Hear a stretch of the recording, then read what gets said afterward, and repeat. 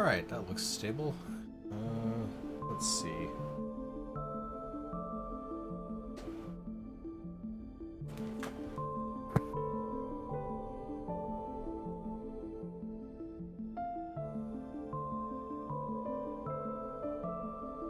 Sound coming through all right?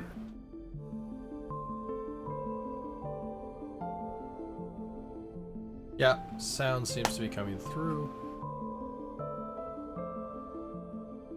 That is good. It is good. Right.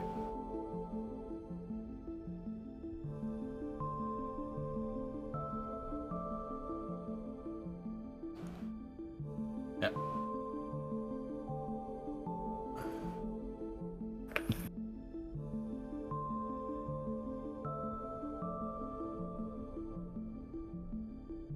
Okay, let me switch back to the actual headphones so I can hear you guys in real time and not several seconds later. Real time? My god. What a world we live in. Yeah. But yes, as far as I can tell, the stream seems good.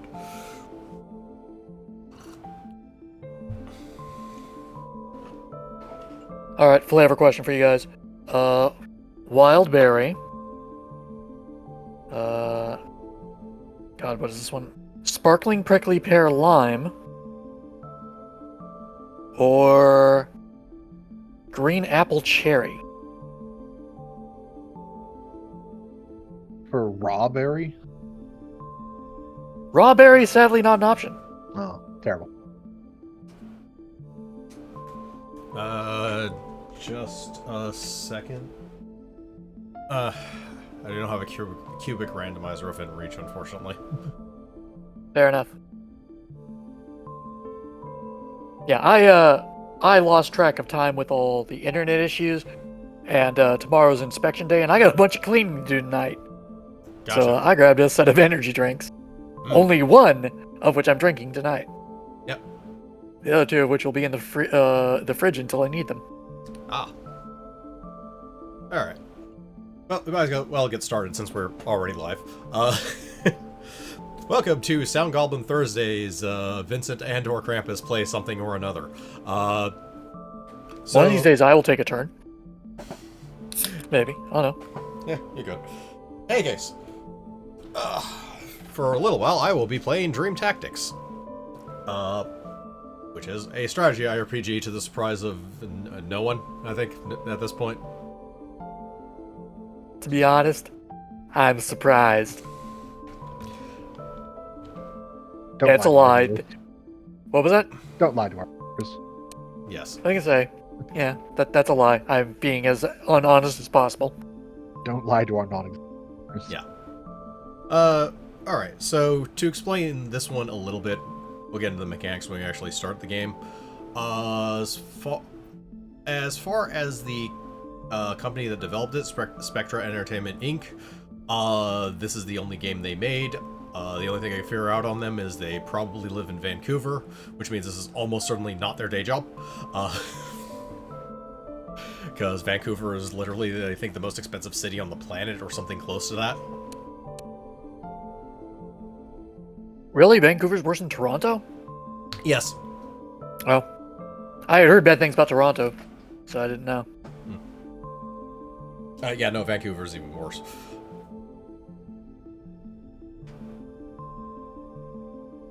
But, in any case, that tangent aside. So, generally, strategy RPGs nowadays, when I play them, fall into one of two categories. Something like Mechanicus, where I play it a bit and go, this would be fun to play on stream especially, so I'm just going to reserve this for stream. Or it's something I casually pick up for a bit, and then eventually when I get bored with whatever nonsense, I kind of stop partway through, because strategy RPGs are incredibly long games, generally. So anyways, I binged this one in 2 days and completed it on hard. Okay. And still want to play it again.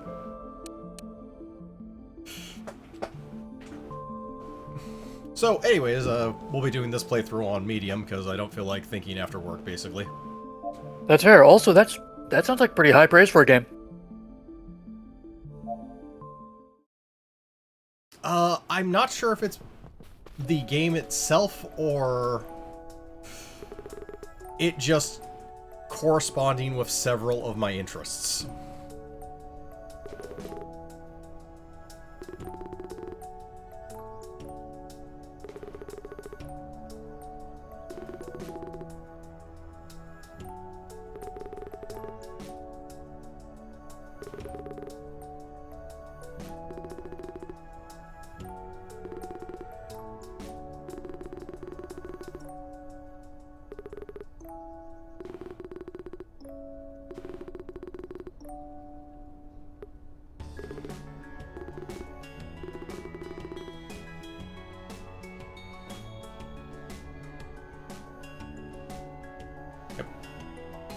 Different control modes. I will be using a controller because it's actually just fairly comfortable. This game actually does have a decent controller. Yeah, it was built with controller in mind. As is kind of tellable from the graphic style, it's actually built kind of in a GBA-esque style. This is according to the developers themselves. Ah. Buttons! Buttons is the currency of the game.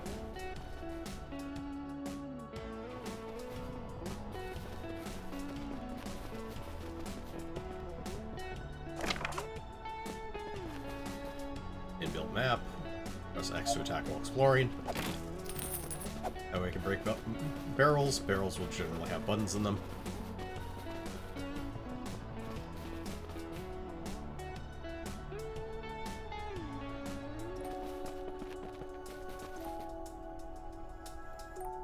Yep, seems legit.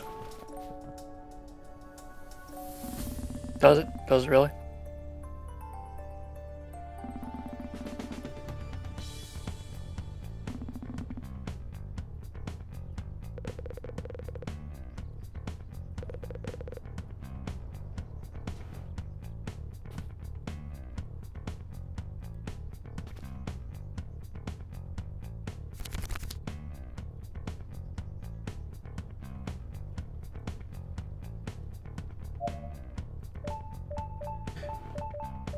Yep. General start of battle stuff.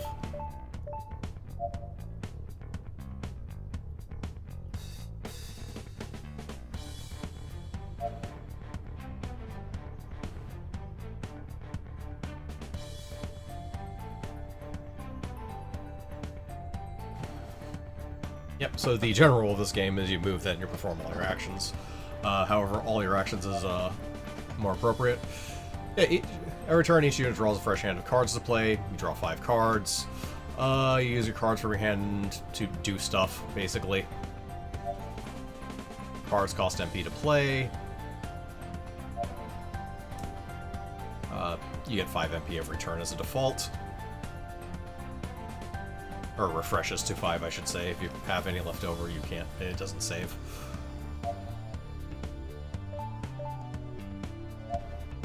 That is the basics of combat.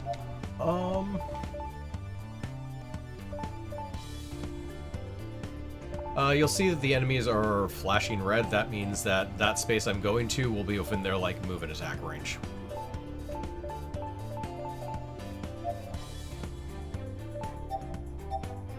In addition to that, you can actually permanently highlight enemies, so it will always just show their attack range. These are nice quality of life features.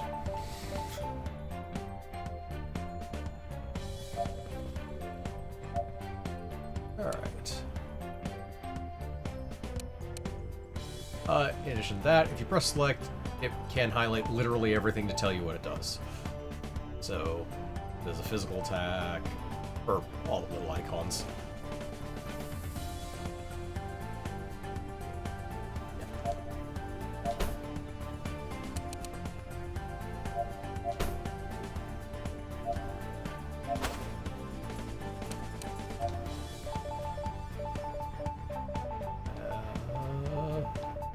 Perish, why not?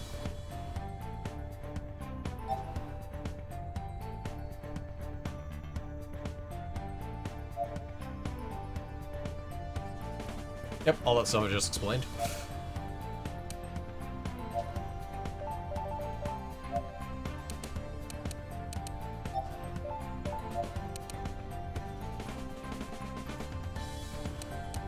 Let's see.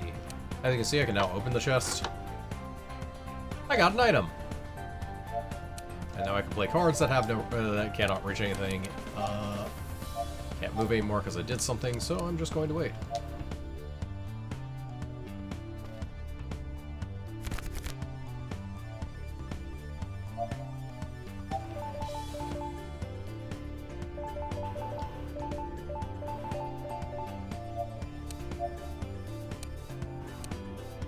Yep. So Nero, our main character, mainly revolves around the tired mechanic. Notably not just on enemies, but also on allies.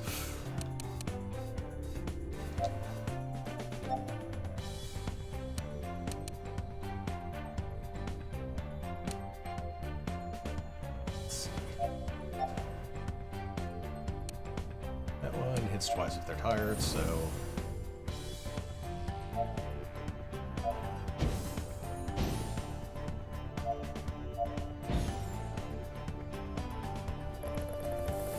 Now he's much worse than tired. Yep.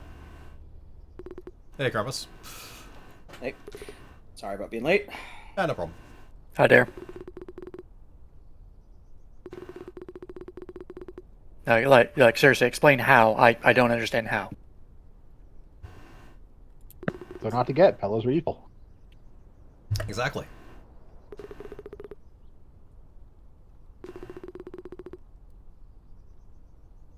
Okay, that part is completely true.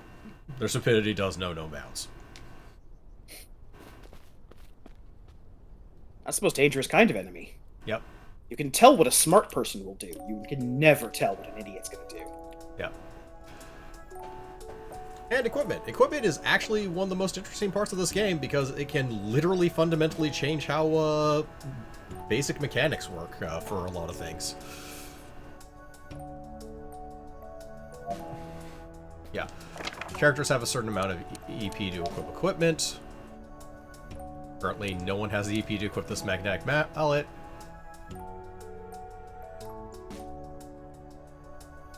Like, this one turns your melee attacks into Make your attack AoEs. AoE. Yeah. Yeah. As far as these treasure chests are concerned, you can also just open them after battle. You don't actually have to open them during battle.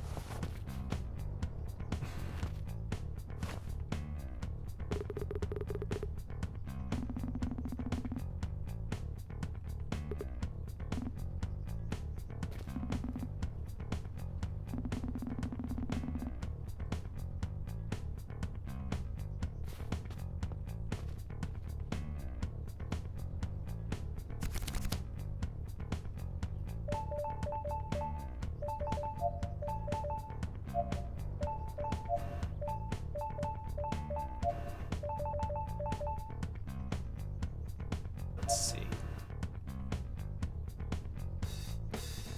Oh, they're full. Yep. MP, what it targets, range, AoE. Here's some basic tutorial stuff I'm going to go quickly through.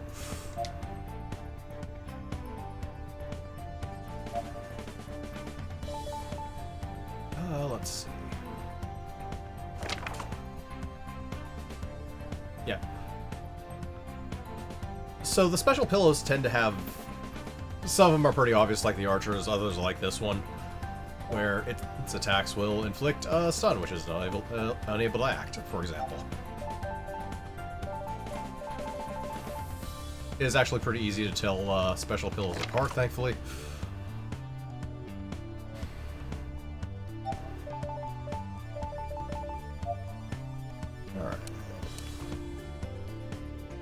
I mean, so the fact that they have like outfits and weapons in their hands. Exactly.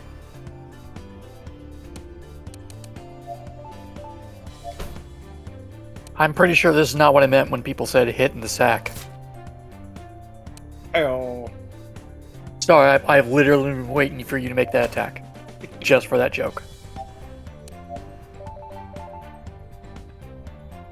I expect after a while.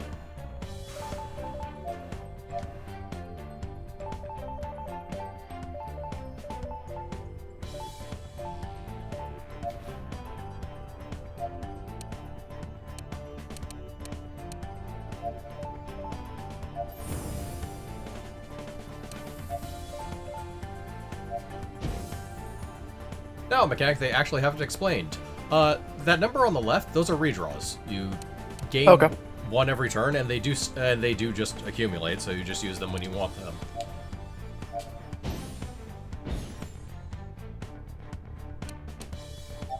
That's good for now. So, speaking of starting new games, I have started playing because I was looking for a good, like, just laying in bed or sitting on the toilet, idle game, or not idle, but waste the time away game.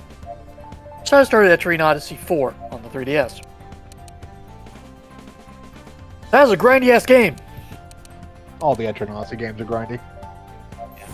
I'd say this is my first Etrian Odyssey game, but they used the same system for Persona Q, so I was kind of used to it. The big difference between Etrian Odyssey and Persona Q, Persona Q is basically Etrian Odyssey on super easy mode. Yeah, I'm noticing that. Because with Persona Q, you just get the demon's health and mana every single fight. Yep. That's not the case in Etrian Odyssey. Nope. You also have easy access to auto death effects, and at least in at least in the first game, not from Persona Q too.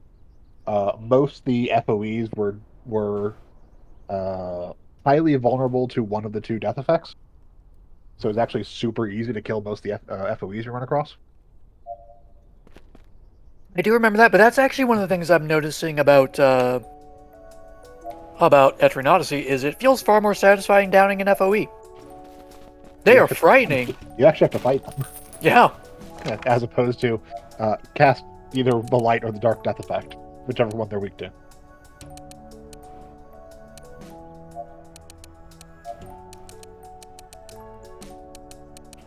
As you can see, we can rebuild decks.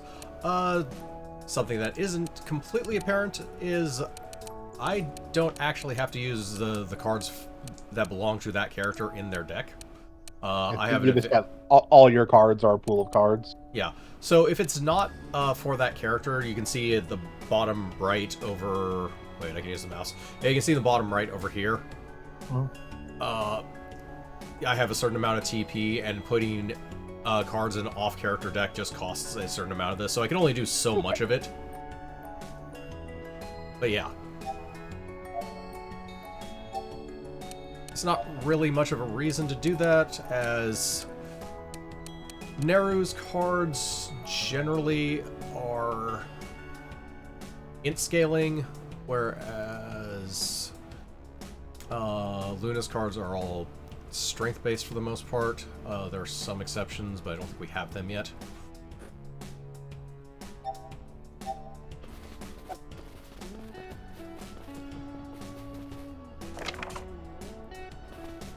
Multiple directions.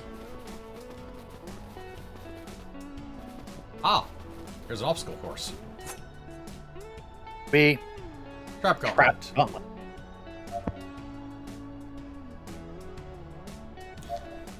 Most recent checkpoint. By that, I mean the beginning of the gauntlet.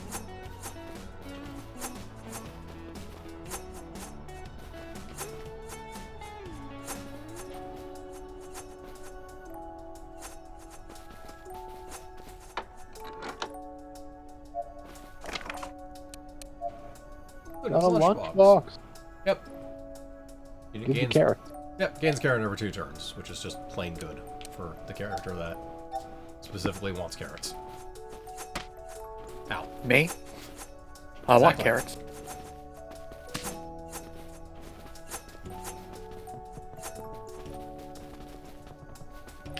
we know damage in the Trap Gauntlet only really applies to the Trap Gauntlet the second you exit, you just heal. You also start combat at full health.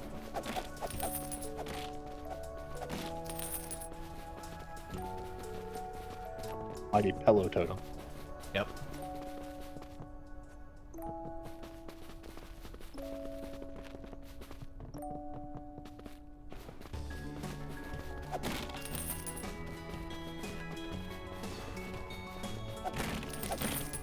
Get to you guys in a minute, I have barrels to break. Just breaking her barrels.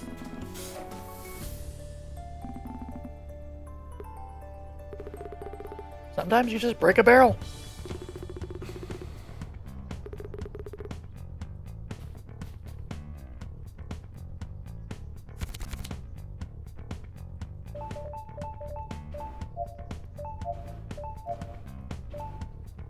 Here, sure, why not? So as far as I can tell, this game is running on a very heavily modified version of SRPG Maker engine. As in, this is the most I've ever seen someone I could, edit the engine. possibly, I couldn't get a direct confirmation one way or the other of what exactly this was built on. I couldn't find much on the company in general. Literally, the most information I found was on a LinkedIn page, so... The mostly, and this is going to tell a lot about how many games I play in SRPG Maker. The way I can tell is by the way that the card menu is laid out and by the way that the sprites look when you're choosing a place to go when you're moving the character. That's a very unique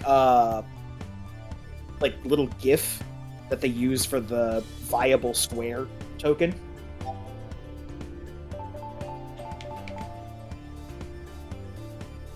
Something special about him other than that's like the most adorable way of doing that.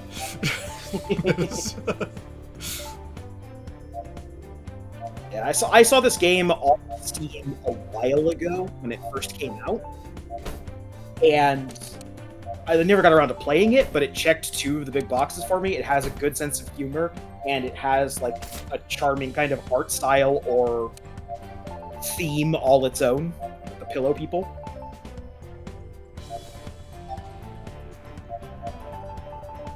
I'm glad at the very least that we're doing this on stream.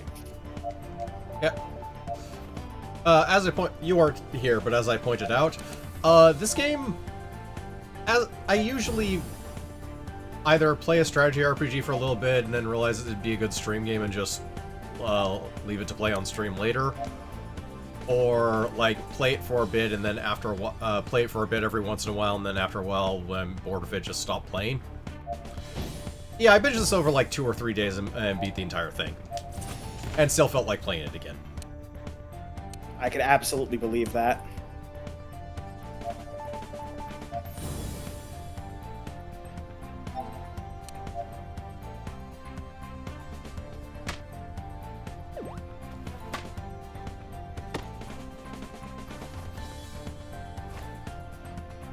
More enemies, that will happen quite often.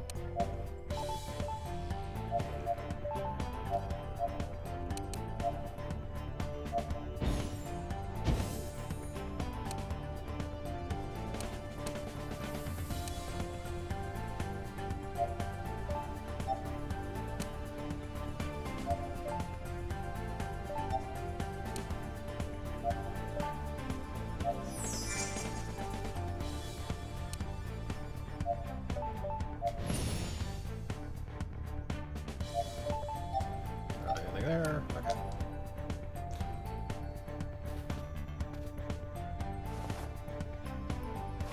Ah, balloon pillows.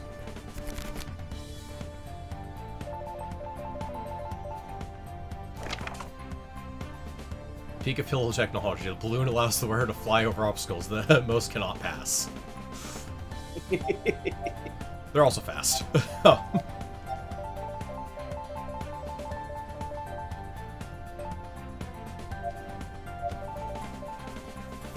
So there's carrots we put down we can just gather to take, but that doesn't actually matter at the moment, because you can have a max of 5 carrots.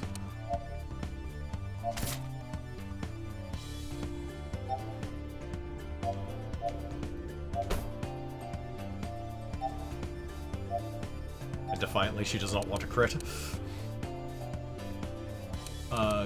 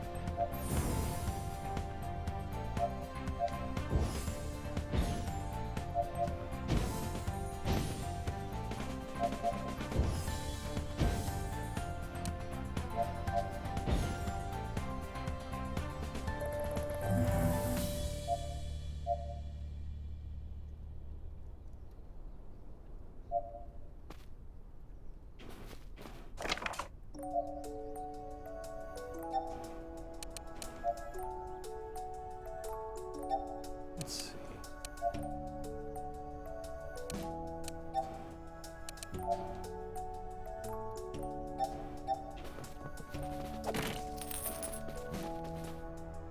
Ah.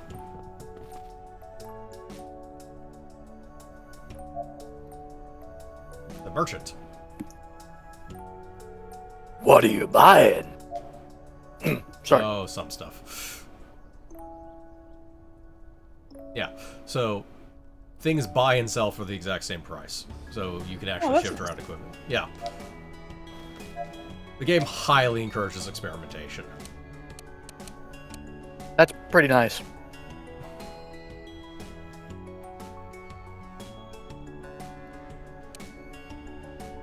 Like, I understand it is a not realistic way, like, as far as merchants are actually concerned. But sometimes I don't give a shit about realism in a game about fighting in dreams. That merchant's clearly a pillow. We've already decided pillows aren't exactly the brightest. There's that. I don't know what to say to that one. I was gonna say that's speciesist, but pillows aren't a species. That's objectist? I don't know.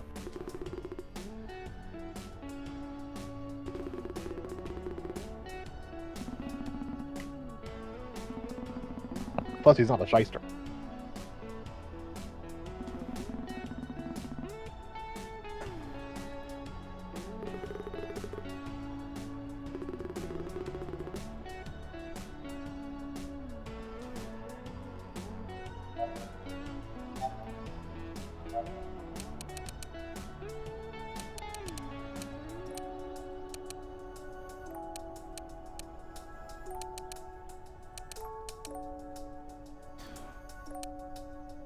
Yeah. Should also be noted, Strength and Int are just, they scale cards. They're not special. Dex is actually your hit chance. Luck is your crit chance. and agility is your chance to dodge, defense is your physical damage, resistance is your magic damage. Those are the stats in the game. Simple and straightforward.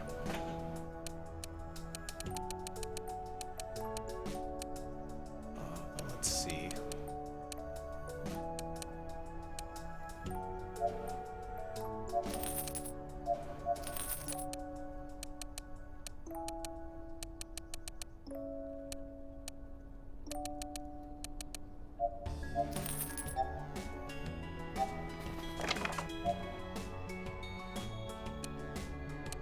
Don't know. I was thinking there. I don't have enough to equip all those. Yeah. Save that for a level, but should buy one of the blue ones instead.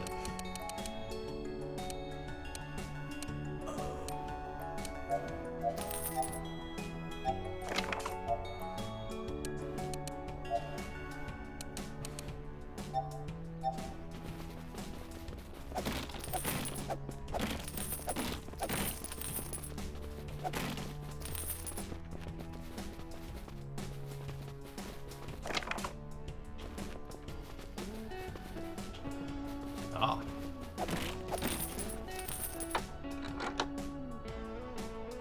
Ah, 4 earthquakes.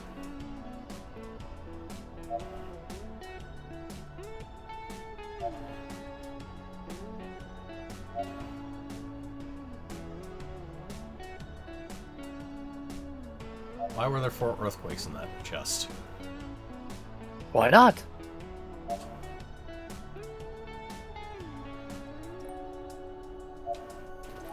Where else are you supposed to put 4 earthquakes?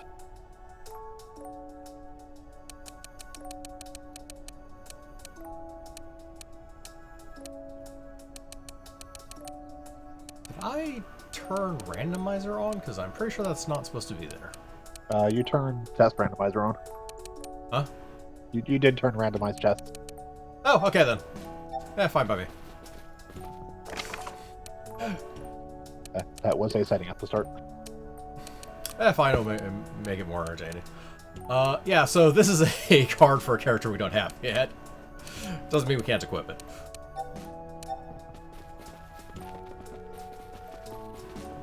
Well, that's definitely something I like seeing.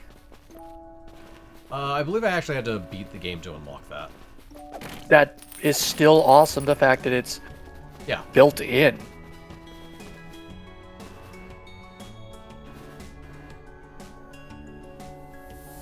Ah, a time chest over there. Like, I am a huge fan of randomizers, especially for Metroidvania-style games. And I really wish more would come with that type of thing built in. Not that I'm ever expecting Capcom to do it for Castlevania, because I would be expecting Capcom to make a new or not Capcom, Konami to make a new Castlevania, and that's never going to happen. Yeah. So yeah, time chest. You have a certain amount of turns in order to either finish the fight or open the chest.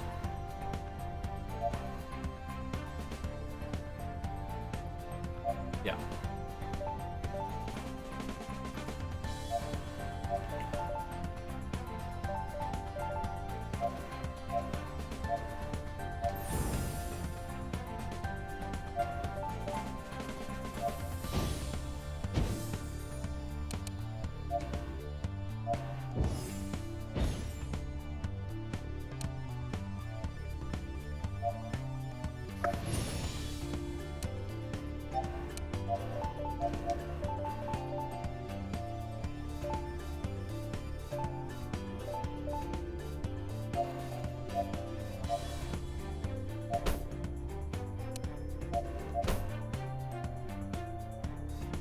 Konami is one of those companies I can never feel sorry for, because all of their bad stuff is shit they done to themselves. They, before COVID, they made a decision to stop making video games and go all in on pachinko. And a few months later, Japan passed major laws restricting stuff for gambling. And then a few months after that, COVID hit. And then Konami's like, I guess we need to go start making video games again. and they have not made anything decent in any of the franchises they've owned since then. We were talking about Pachinko isn't gambling. Or in Japan it is, and I agree with them. Perfectly legitimate.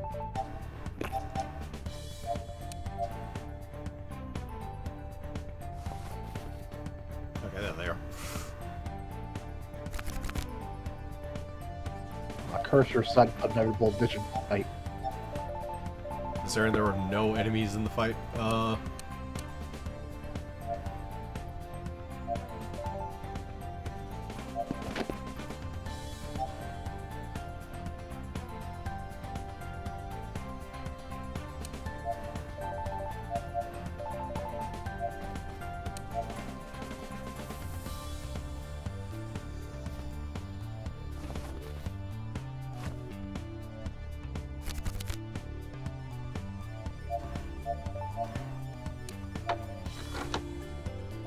Lunar Edge.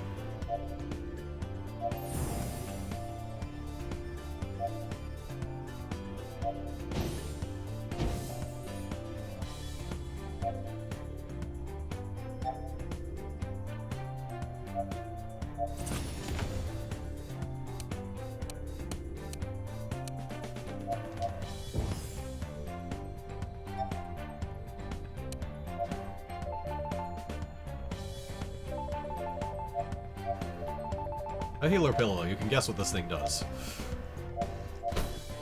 Lights other pillows on fire. Exactly. Knew it.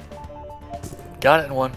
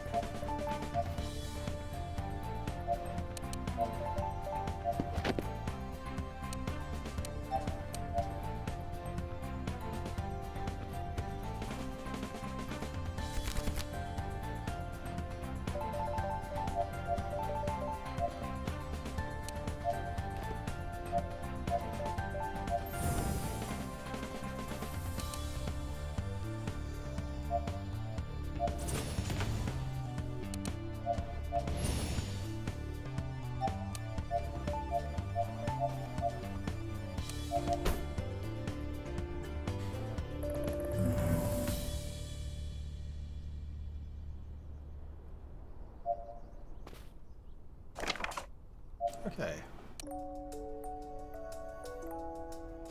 Ah. Moonslash inflicts 2 armor break.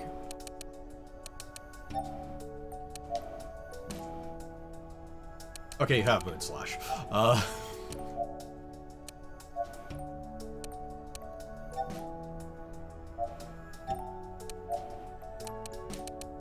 In that respect... I'm gonna use that one anyways.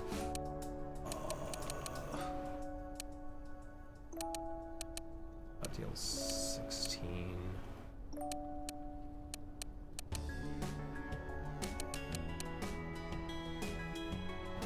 Oh, this is strength base, that's why.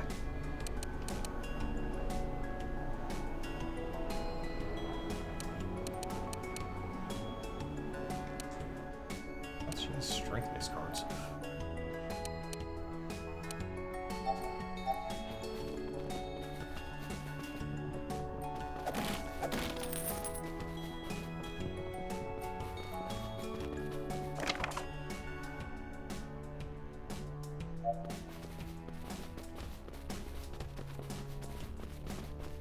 What's in this chest? Draining touch.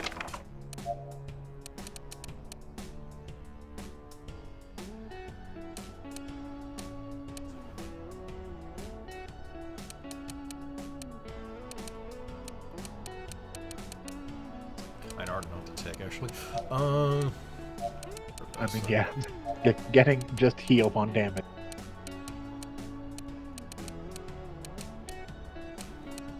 that's 120% strength, basically.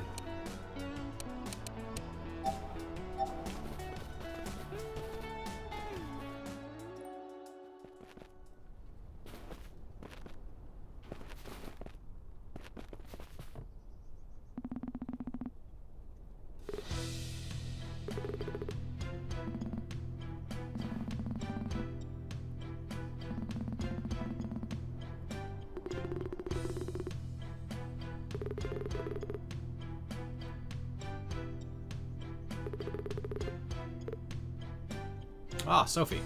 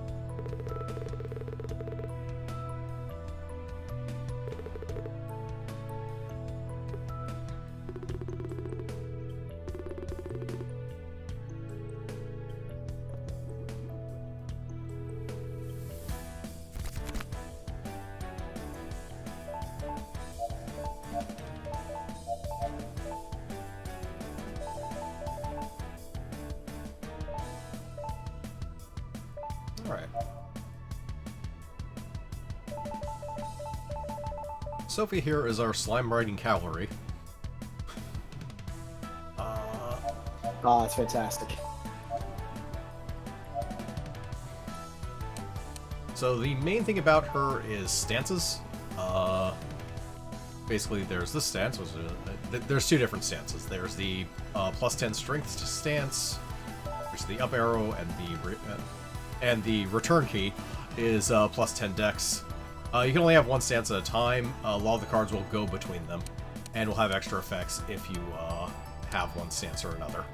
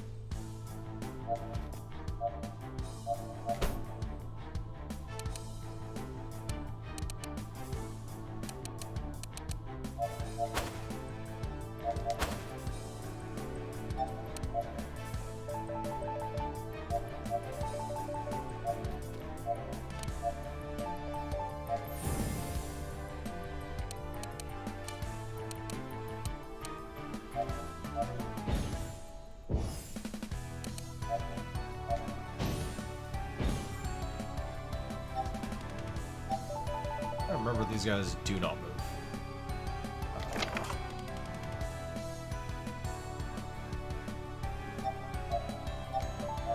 Yeah, that's just their attack. Okay.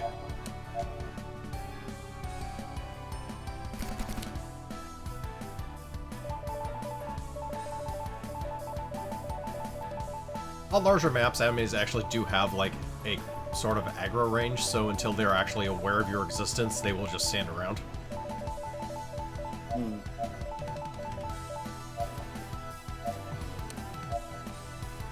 That way you don't have all of this rushing you at the same time.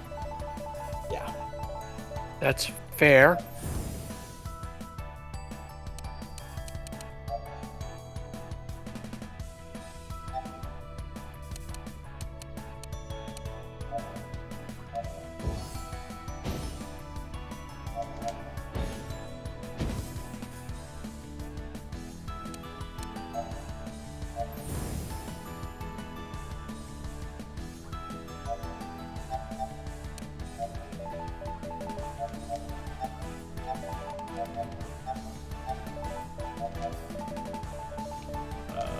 that side, I guess.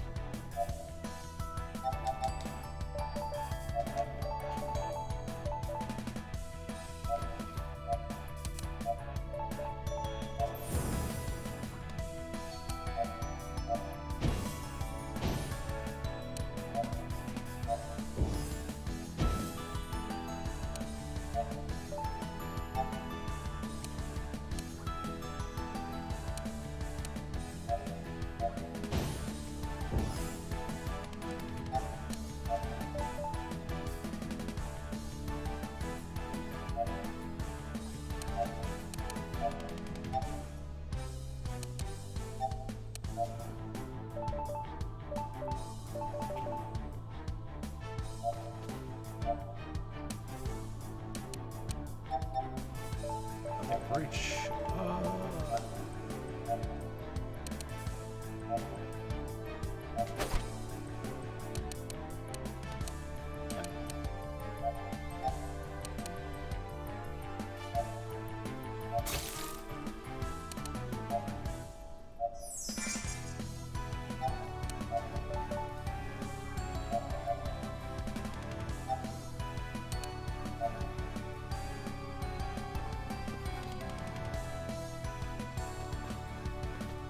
Yes, punch up.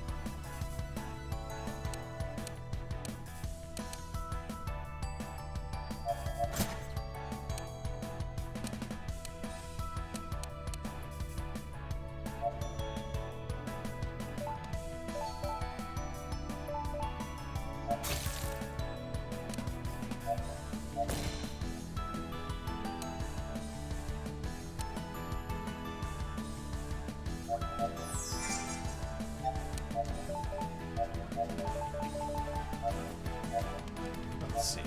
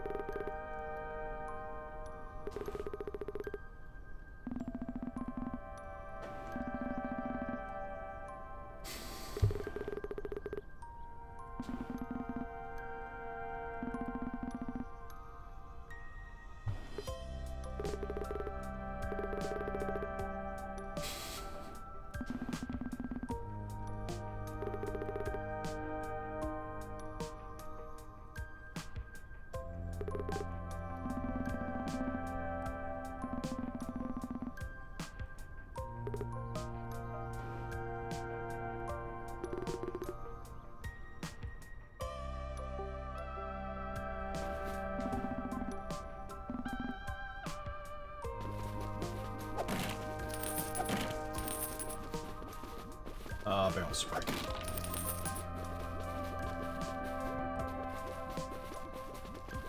Is there a way to get to the chest that's that's to the left of the big house, or do we need to upgrade for that? No, there's a way to get there. Ah, okay. There's another way to get there. Got it. Yeah.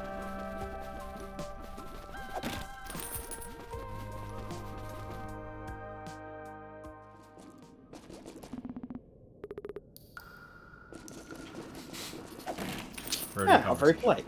Yep.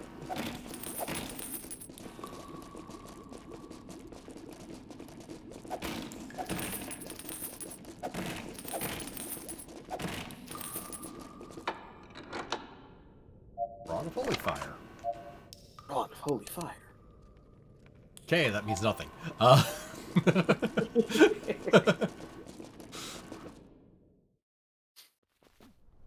What random shenanigans we run into with random loot? This means nothing. This means nothing. This also means nothing.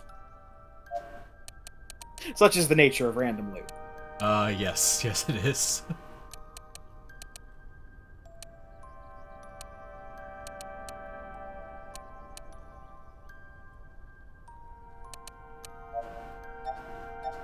There we go.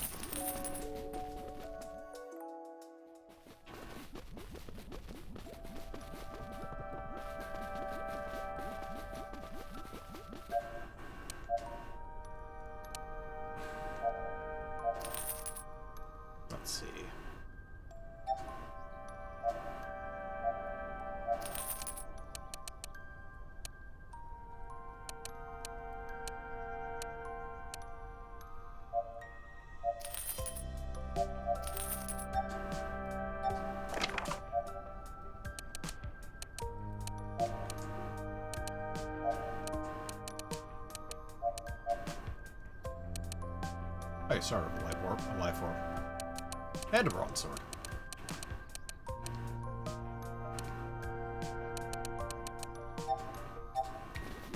You should probably move the Lunar Edge to a character who actually has the attacks it affects. Did I put that on? Yes. Why is it on her? Good question. There we go.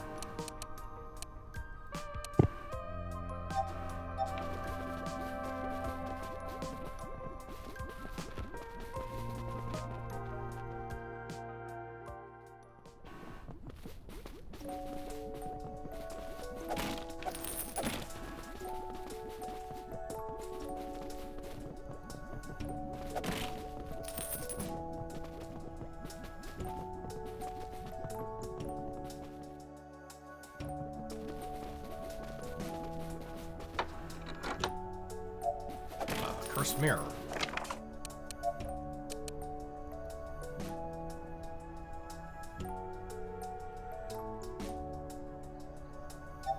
Oh.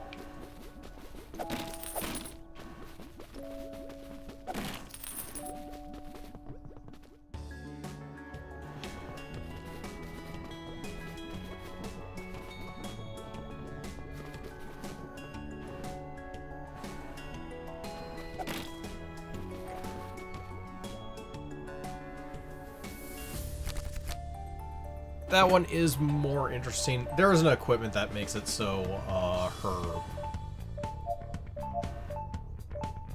I think it's so her sleep doesn't actually apply any negatives to at least herself. As you can see from some of the cards in the battle. Like, for example, this one scales with the amount of sleeps on the hero unit for how much it heals, for example. So actually having sleep on you is a positive thing. Ah. Bell barrel.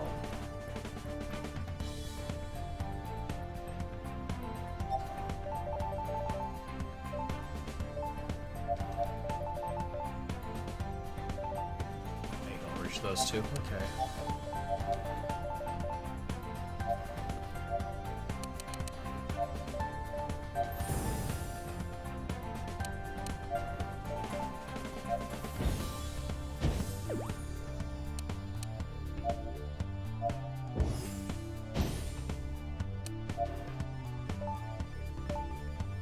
I won. There we go.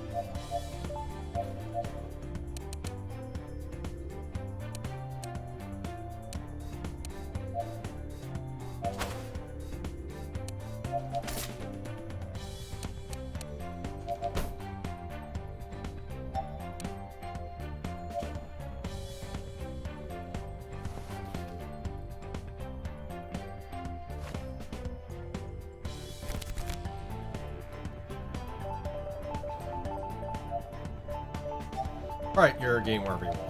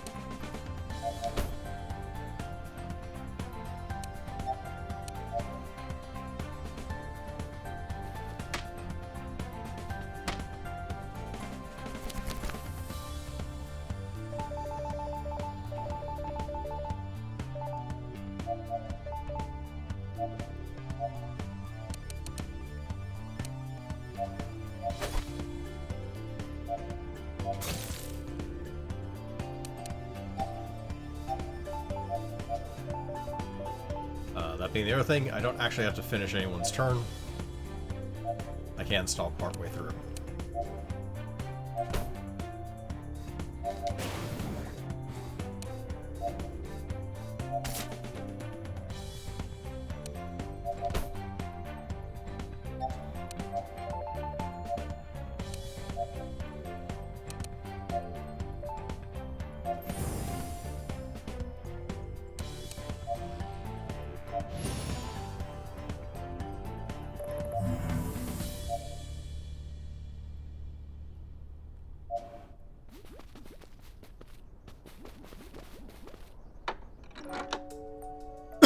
Gigantic grit sword. So big. Here's a tutorial for the thing that would actually be in this chest. Yeah, cards have rarities. Rarities are shown by border determines how much TP it will cost. Trade. Yeah.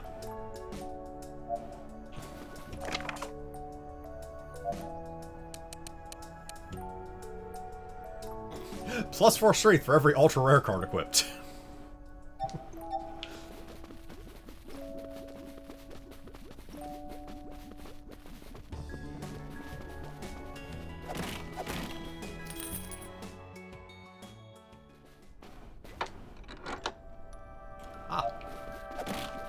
Pillar of Flame. Or, alternatively, who knows what spice. Okay, this is an int card.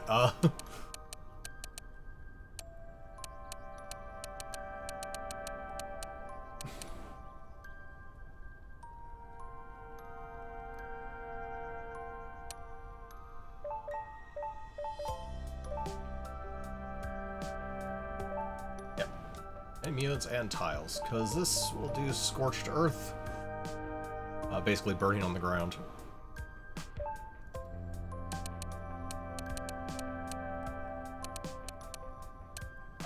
Don't need this much healing.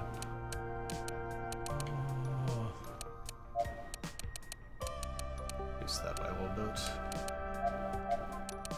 Close them.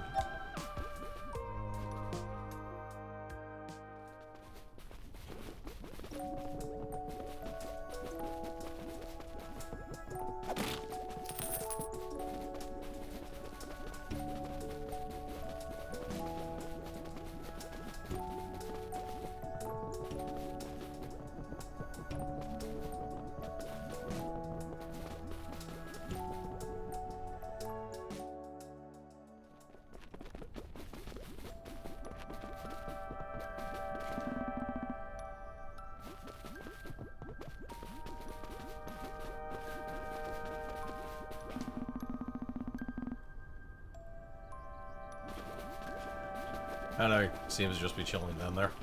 Yeah, I think he's fine. Yeah. He said hi. He was very friendly.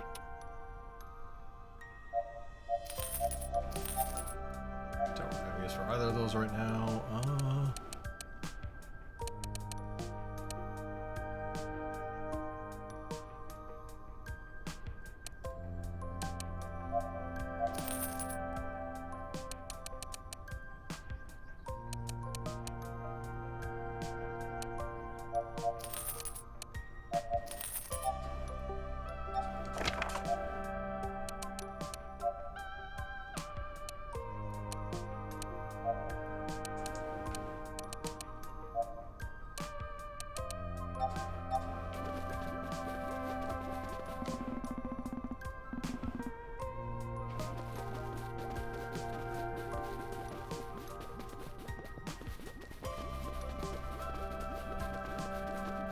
Okay, now that we're done walking in every direction except the one we're supposed to. As is tradition. Yep. Wait up.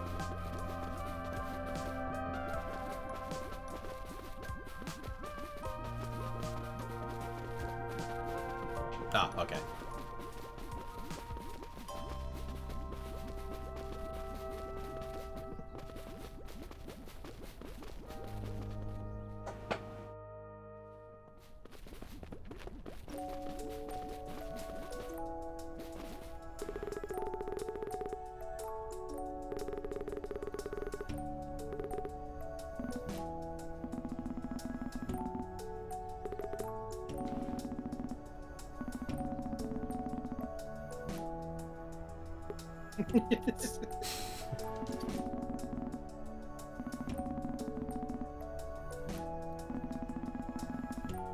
Free chest is a death sentence. It's a chest. It's free. Hmm.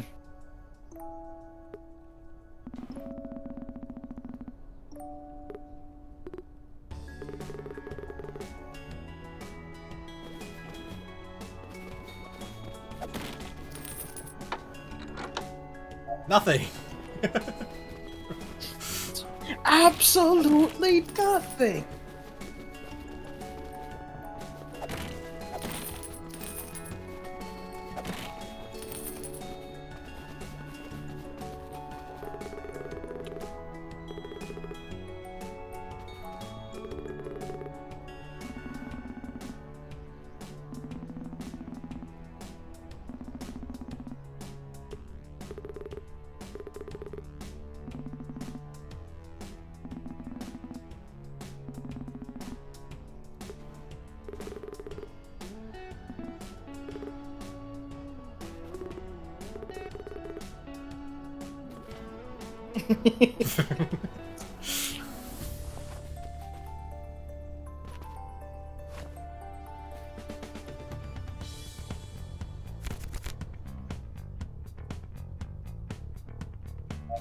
That thing I already showed.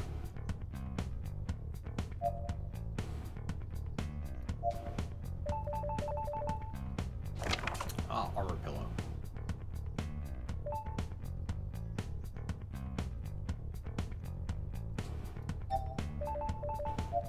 Remember, yeah, you guys are just stationary.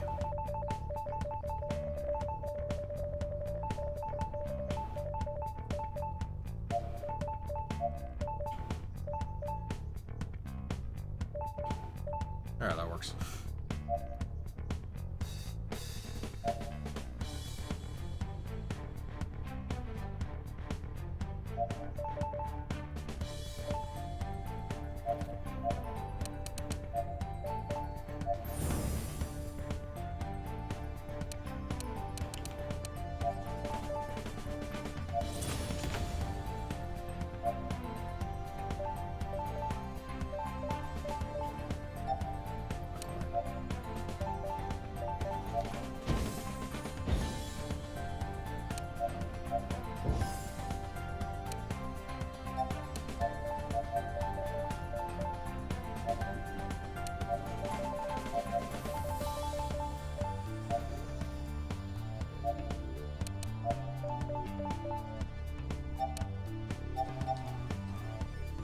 Is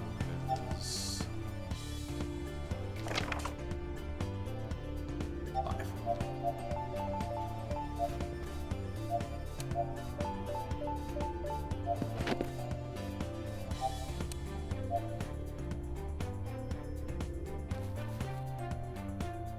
Ah.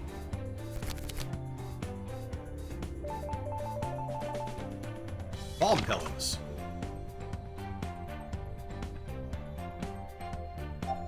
That's dark. Hmm.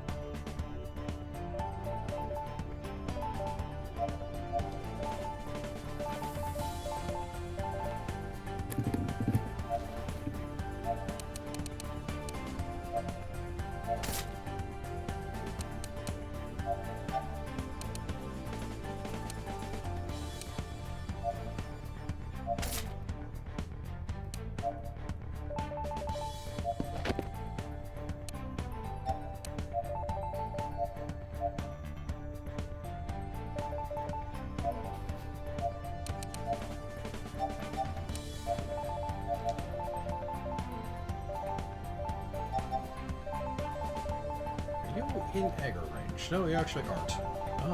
Right then.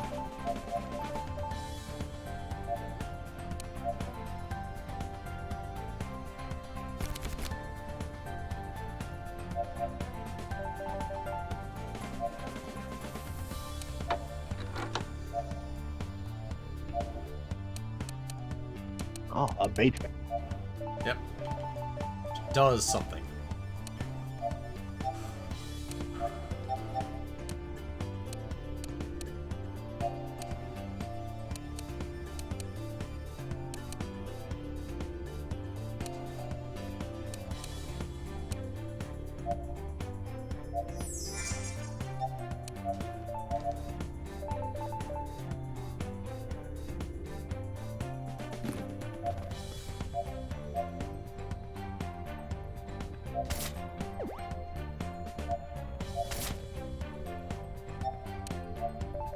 I believe you were the...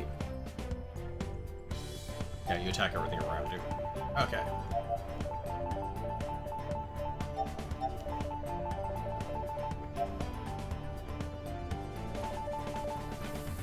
You can't actually get there.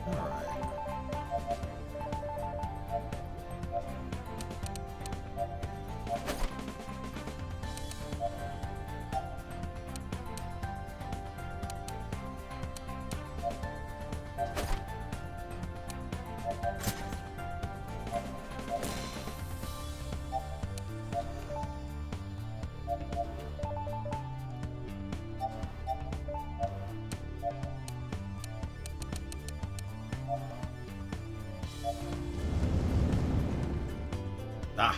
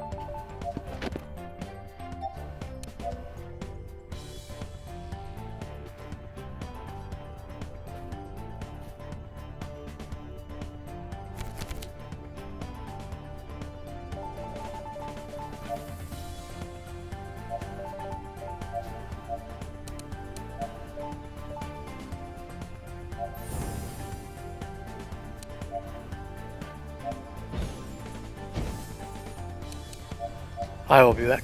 Yep. Definitely need more dexterity on you.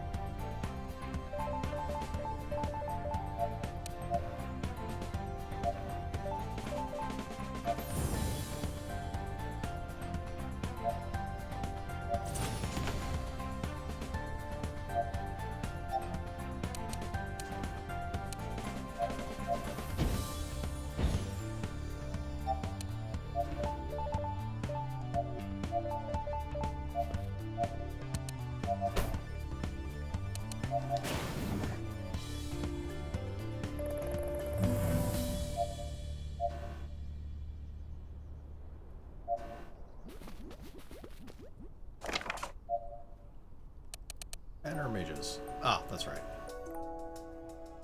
Affects all allies. Yeah.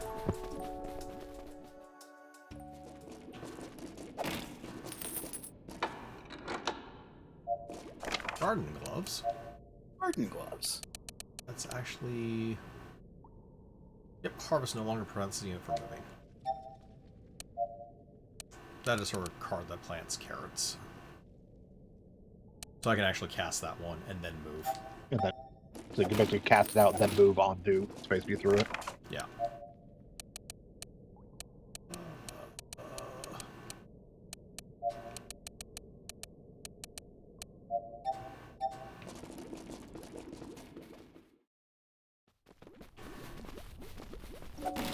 Strangely enough, that is actually one of her earlier equipments that you've given, like, this area.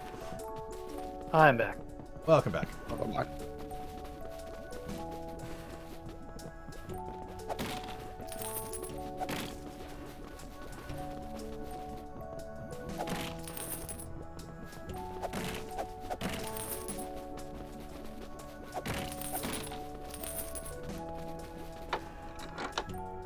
Slide!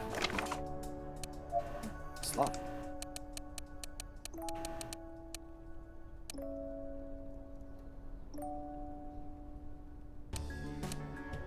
Yep, move over a tile. Yeah. Yeah, the forward stance, it's free, and it applies the other one. Basically allows you to move between attacks. Yep.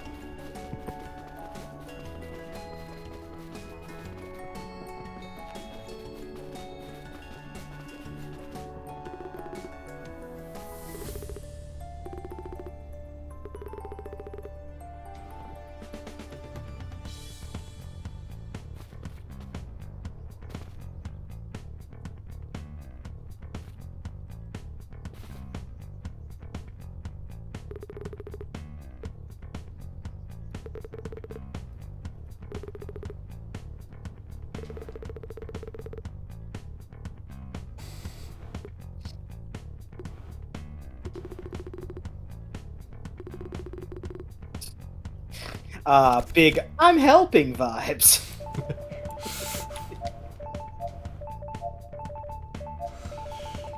Or at the very least, was I supposed to help? I thought we were doing a bit.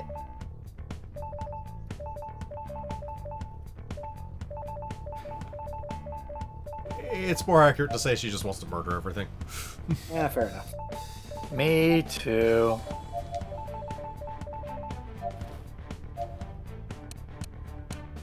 You are good at murder.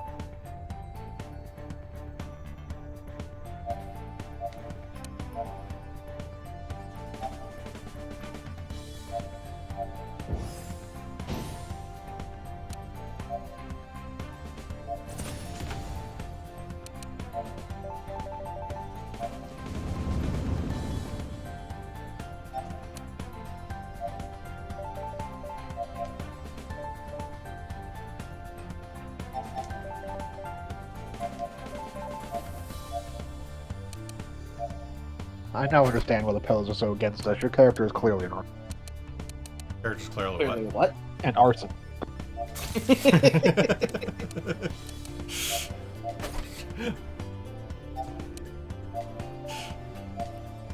We're made of fluff. We'll die. Not just fluff, probably also blood. Fluff like and and blood. blood. Yeah, it's like food. Now, my character's not an arson. We just borrowed this card from someone else. Arson is adjacent. Technically correct. We're an arson-ish. Not like that.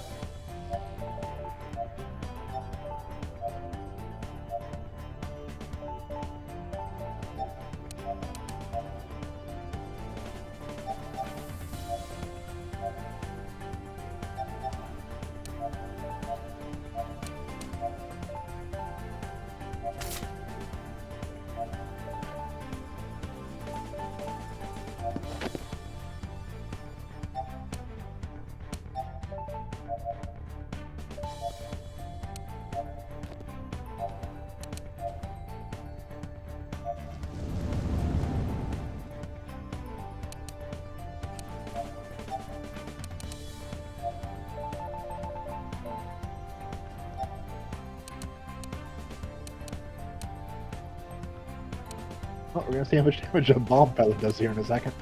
Yep.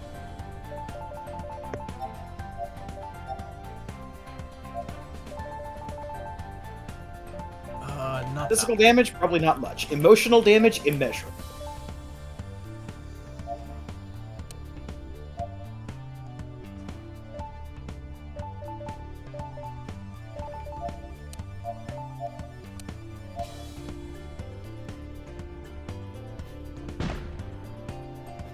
Oh, it's not much at all. No. They're not that murderous. A alternative tactic would just be to, like, throw Luna up front, because I'm pretty sure she could just tank all three of these.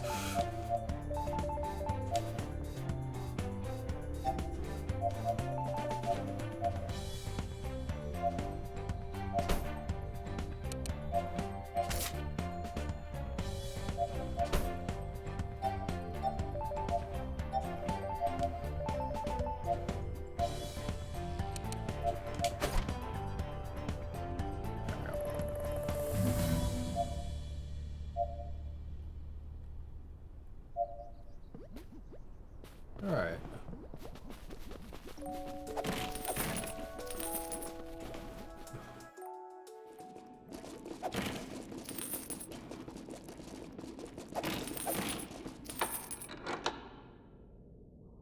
Sure like getting her Wild cards for file. some reason.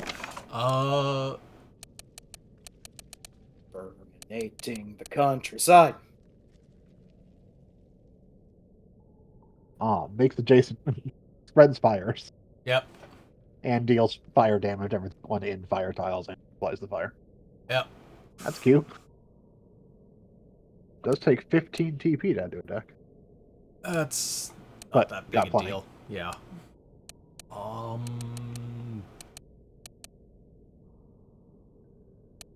Can't say I don't find that cute, so, sure. Oh, wrong one. Actually...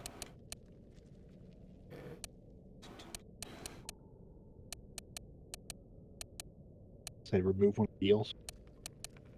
Only been necessary. Yeah, especially since these are also heals, kinda... Like your tanky character just has a lifesteal attack. Yeah. Tanky character has lifesteal attack. The cavalry character has get the hell out of here. Yeah, just leave, go back to your starting position card. A carrot crossbow. Ah, the carrot crossbow. I'm pretty sure this is worthless because we don't have the card it goes with. Oh no, that's the really good one. Yeah, carrots now. Rather than crit chance, you get damage.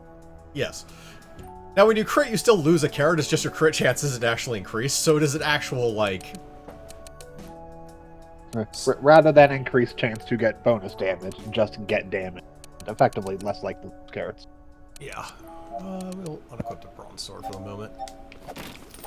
'Cause that one is just really good.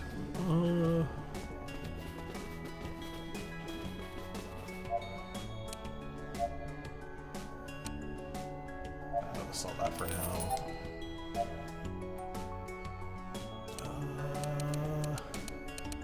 Can't really equip anything for buying. Okay. I'd say, wouldn't the Blade of Dusk be better than a Mage Staff? It costs one more to equip, but otherwise, yes. But she does have the space, and it does give dex. Yeah, she was having Dex issues. It's the same amount of int, but also gives Dex a chance to automatically It's also another way of inflicting. throw wavy stacks on things. Yeah. Inflict wavy. Okay, let's sneak around these guys. Okay, I guess not. No. Bloodlust must be sated. Bluff lust.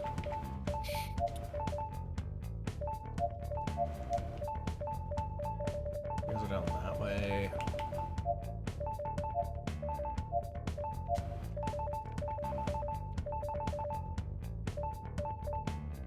Oh, both.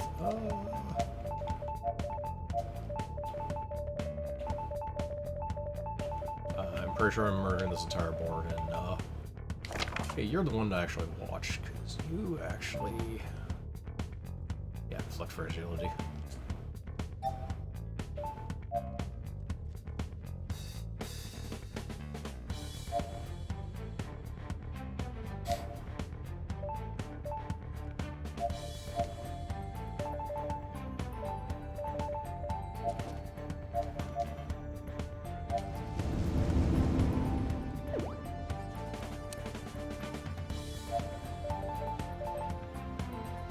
Sure.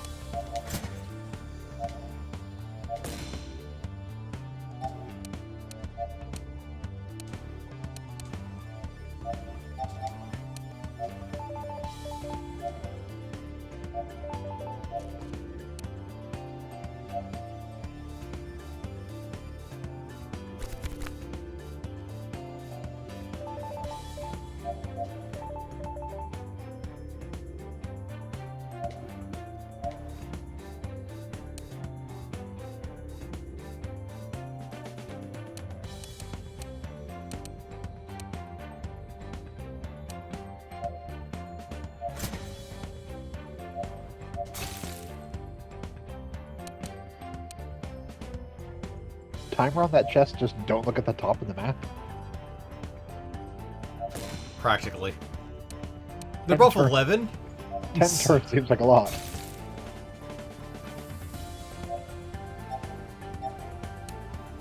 It's basically, don't stand around doing nothing. Are you putting in effort? Doesn't have to be a lot. Just has to be effort. Are you breathing? All right, we'll take that. Look, man, breathing's hard. If breathing is hard, you may have other problems. Consult your doctor. That's Please fair. make sure your doctor is not a pillow. Got something against pillows? No, they're just morons.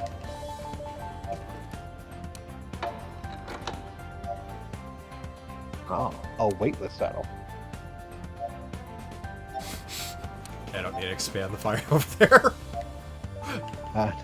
No, you don't. You don't need to expand it. But you Although need clearly the to goal at this point expand is to keep redrawing cards so you can expand the fire every turn.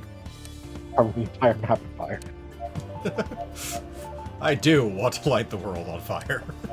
it. Quentin is destroying San Antonio. Defeat all enemies with the cleansing flame.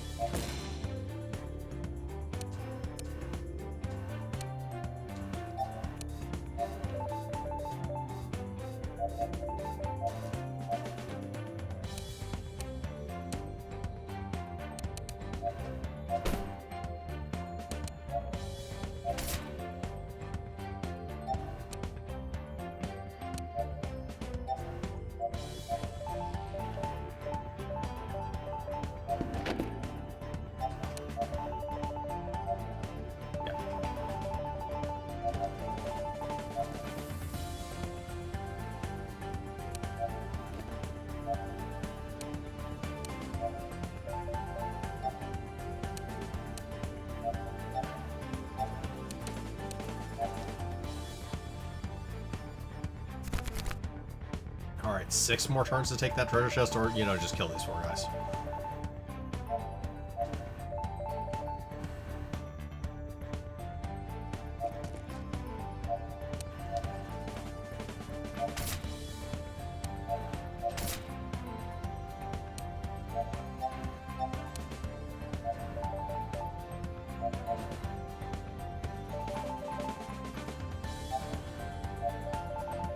It's literally the only thing you're going to be able to hurt.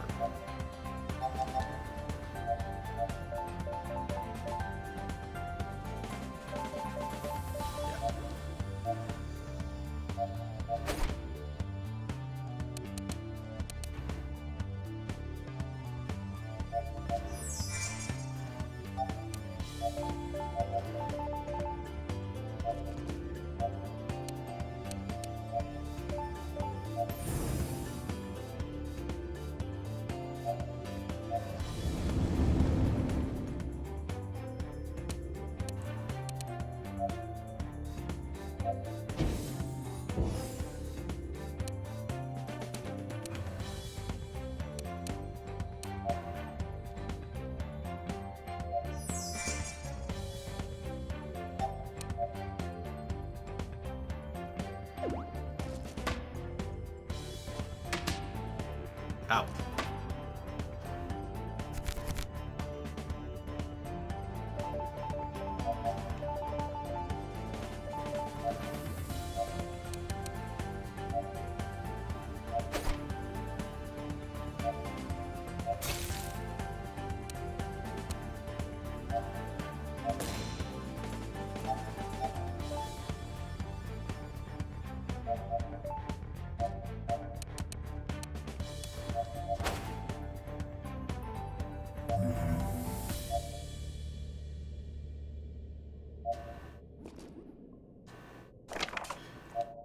Okay, now we have a ton of points to equip with.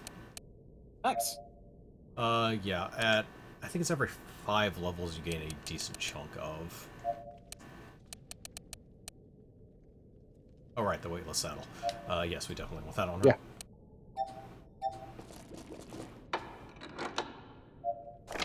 The rapier spear.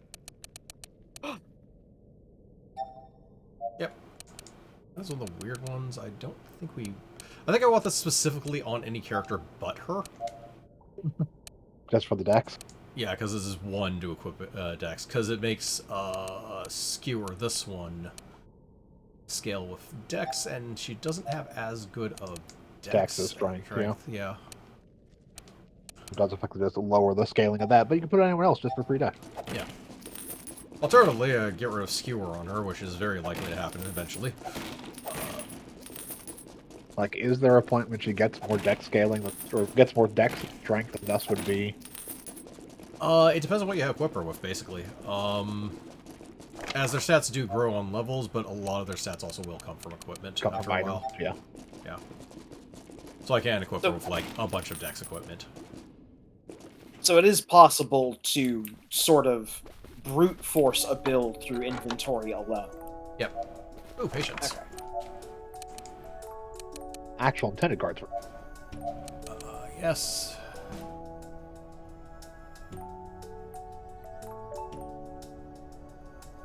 Oh, cute. Yeah.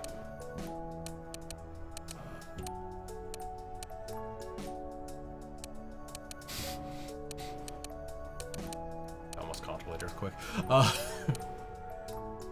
Fair amount of damage. I'll give you this. for More, now. more so things where you have fire everywhere. Or get extra range on fire. Yeah.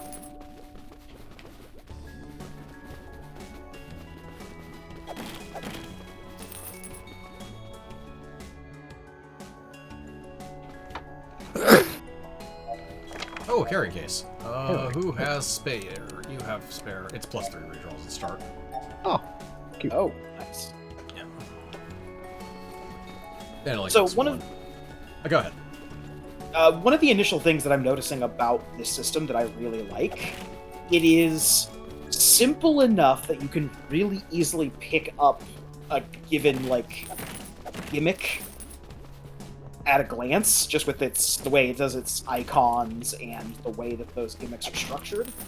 but it's also flexible enough that you can do some interesting stuff with them or interweave them. Yeah.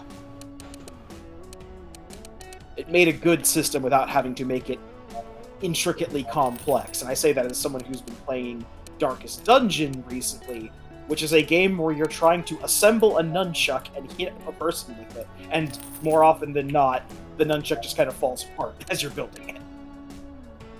I was gonna say, more often than not, the nunchuck hits you in the face. Or the nunchuck hits you in the face, yes, it is possible to do that.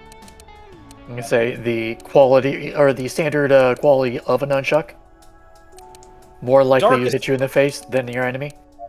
To be slightly more serious about it, Darkest Dungeon wants you to complete, like, multiple combos between characters, or have one character set up another character for a combo, but it is very easy for that combo to be broken by any number of factors. Kind of like my early game issue with Etrian Odyssey, in that a lot of times I want to set up a particular order for stuff to occur in, but you don't always get that order. Yeah, you don't always have the luxury of being able to dictate turn order, or even use the turn order you've got to your advantage. Yeah. Oh boy, I got a linking attack. It's a damn shame that this character is swinging last this round.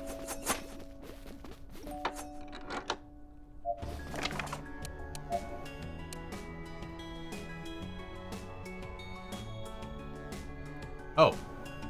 Ah. So I'm doing a lot more on this playthrough. These are traded cards or character cards not from your deck. Yeah.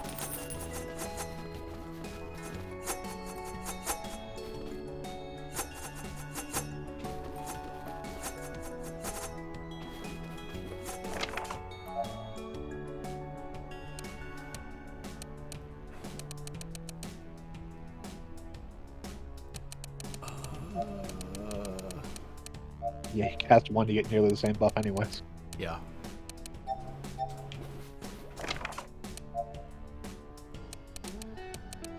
There's anything else worth equipping from outside the deck, but it's still...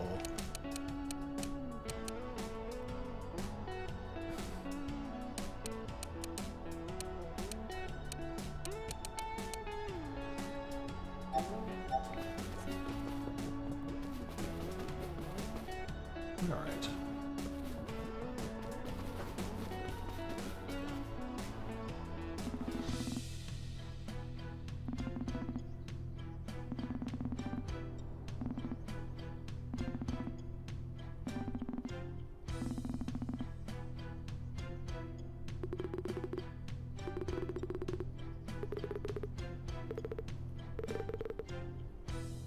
Isn't it obvious? Murder!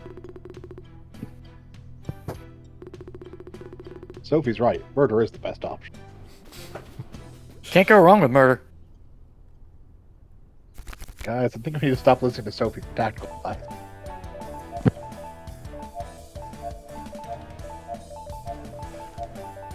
It's fine, the game's on normal.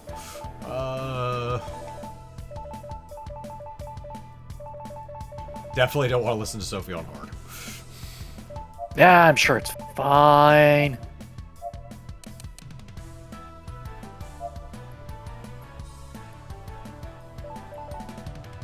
Keep in mind that you are already in green stance. Because you have the item that starts you in it. I do. Let's see.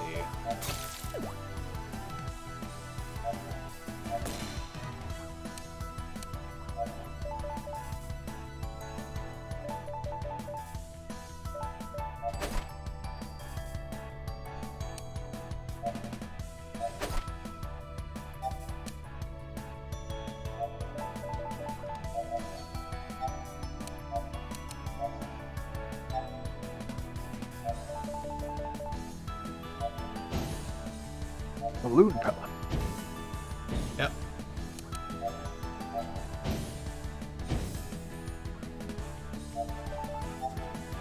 That's pretty much all you're doing. Alright.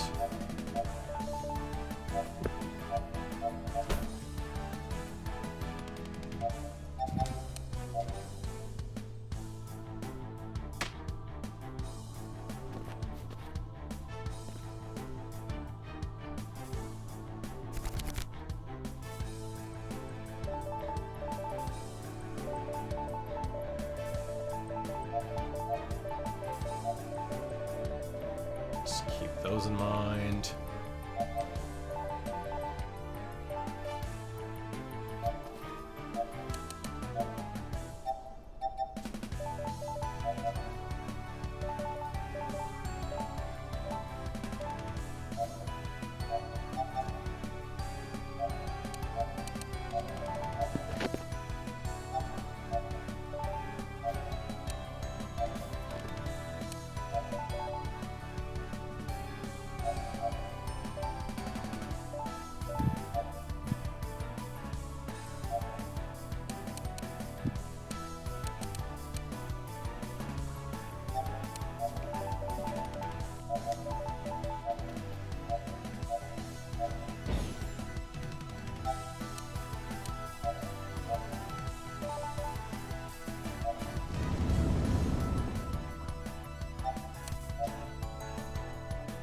I should play the air card.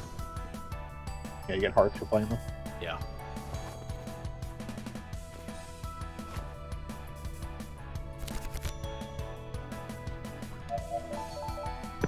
Means it's worth just spamming them if you don't have targets and you have MP left.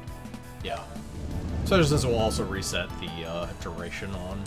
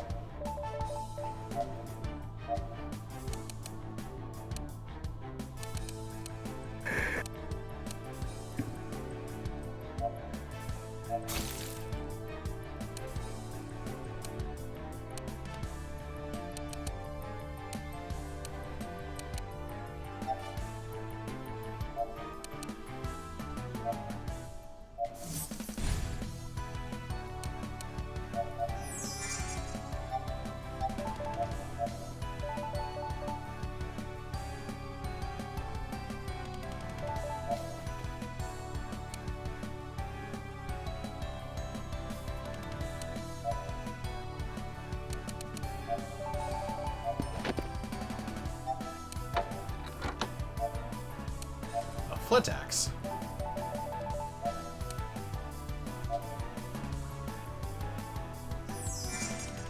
See, this is why we had to resort to violence before. We couldn't ask them any questions. Exactly.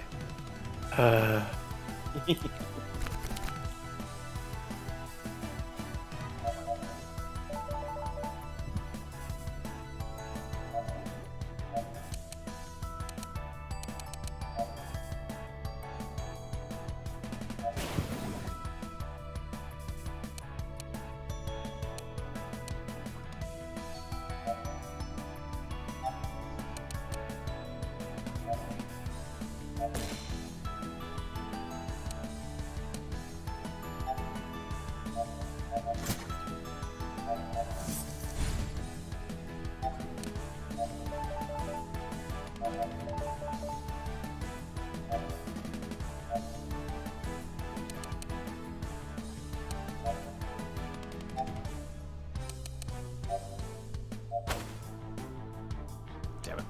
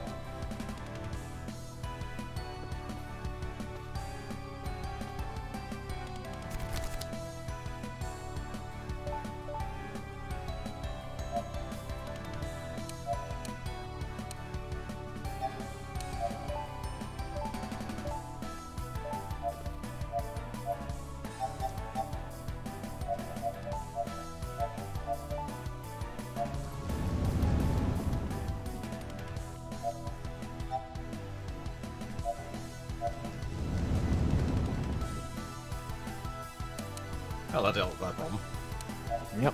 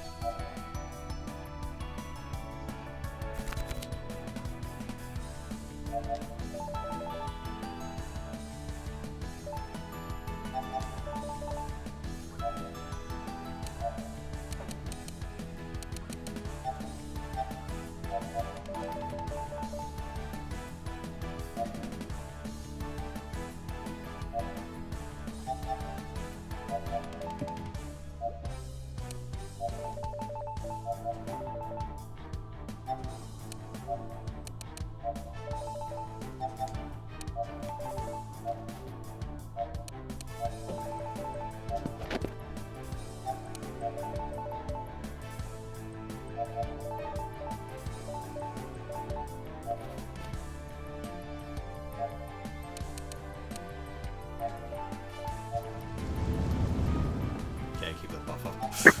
Yeah, I was about to say you might want to redraw just to keep the buff up. You got it. Ah, Oh my. Bandit Lord. Bandit Pillow. Lord Pillow. Oh, it's got a Not little one, fluffy but beard. 2 axes. Yep.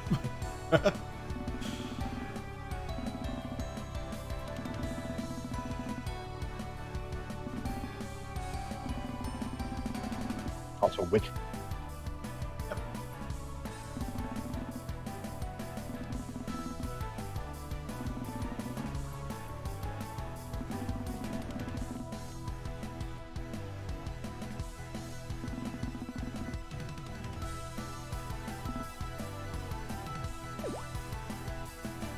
Vroom.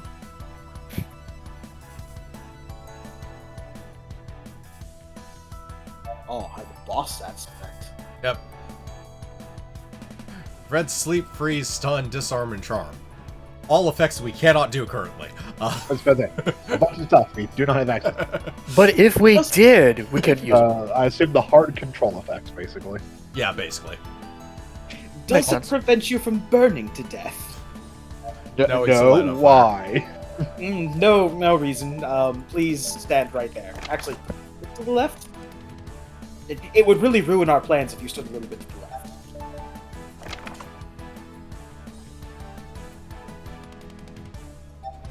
Dark magic.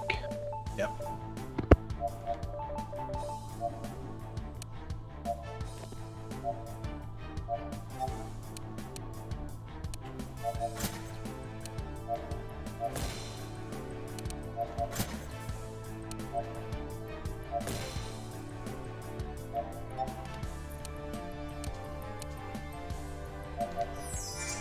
Okay.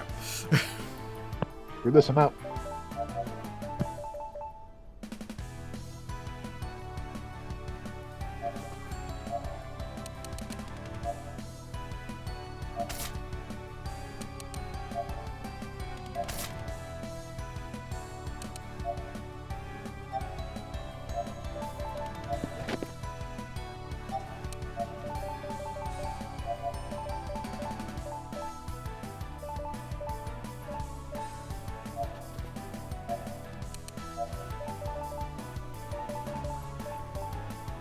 That away.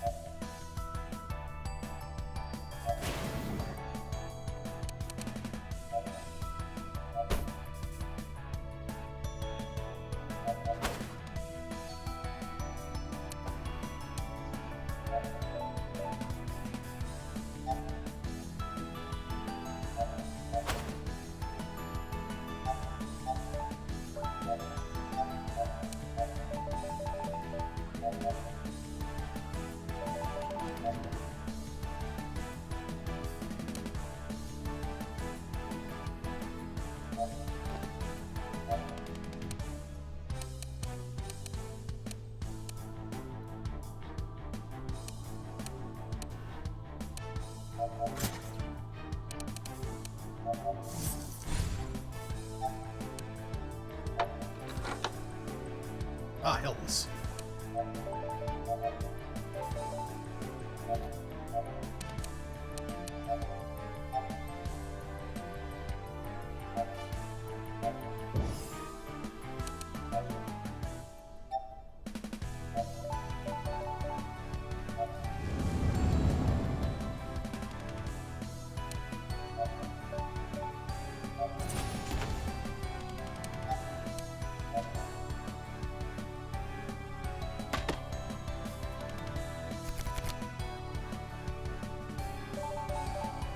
Can't overestimate how hard he would have.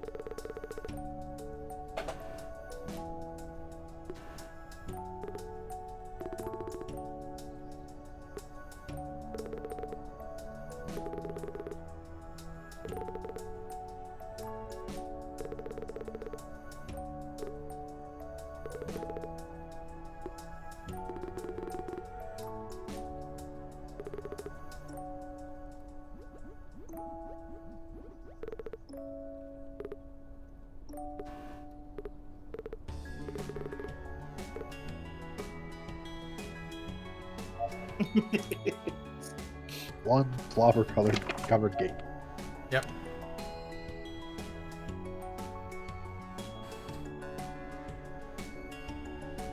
One axe, strangely a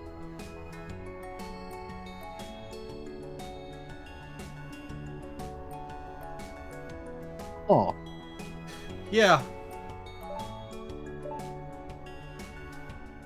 That is mitigated by resistance. it is. And I mean, if you throw it on someone who doesn't have great int, it's just +1 range, assuming their resistance covered. You could also offset it with that vampiric drain, maybe. When it comes to that one attack, the thing is, yeah, generally, Like, I think you can just throw it on Luna.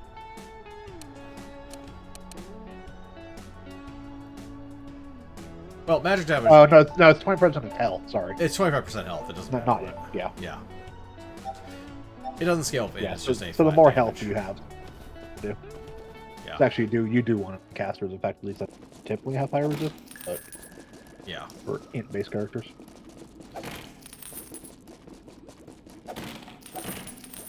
Basically, the more resistance you have, the better it can work. Yeah. Technically, the more resistance you have and the lower health you have. Yeah. Like, you could actually swap out, if you have, like, the +5 health items on people, you could swap those out for, like, the +3 cloak Yeah. to make it more efficient.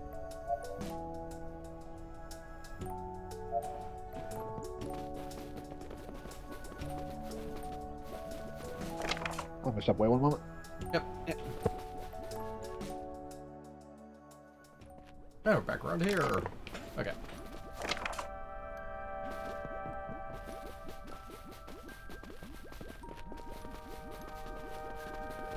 And he's gone.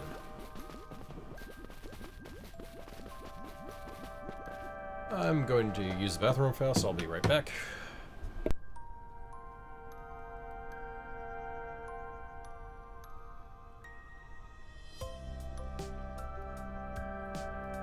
Oh, they're gone. Now's a great time to plug our other streams. Oh. We stream 3 days a week. Stream on Mondays, Sundays, and Thursdays. Mondays are our Poke Mondays, where we fit in anything that could even loosely fit the definition of a monster taming game. Right now, we are playing through Elden Ring, specifically the Shadow of the Erdtree DLC. And we got plenty to go on that one. And we are also doing a playthrough of SD Gundam G Generation Overworld, on our Sunday gaming stream, which are usually devoted to super robots in some sort of way. Big, giant, stompy robots. The best kind. Also, because we keep forgetting to mention it, our Sunday stream starts at, we'll go with 1 o'clock. Our Monday stream starts at like 7, I think it is. 7, yeah. 7. And our Thursday stream starts at 9. Time subject to change because reasons.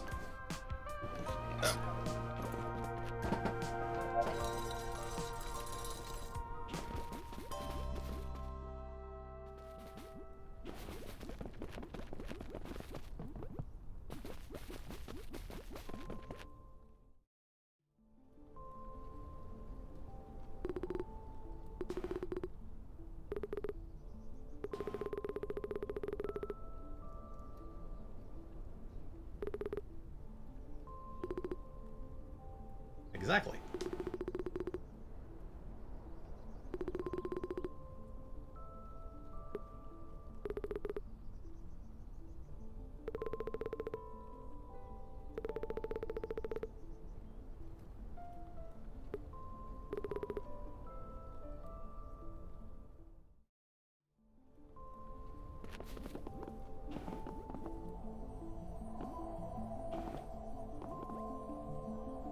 The Nexus. Yep.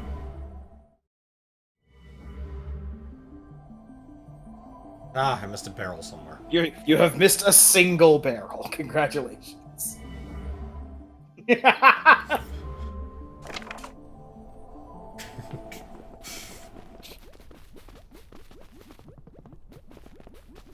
Alright, now to explore the entire map for 1 barrel. I've returned. I see we found the next. Yes. Found the Nexus and immediately went back because we missed a barrel. Ah, We have 99% barrels. We have 100% chests. can't have that. Probably do it off stream, honestly. Alright. Do they let you replay fights to get chests you've missed, or...? No. If you miss a time chest from a fight, that's the only thing that you're SOL from, as far as I can tell. I never did on hard, so I think you'd actually actively have to be trying almost in a lot of the fights to not get a chest.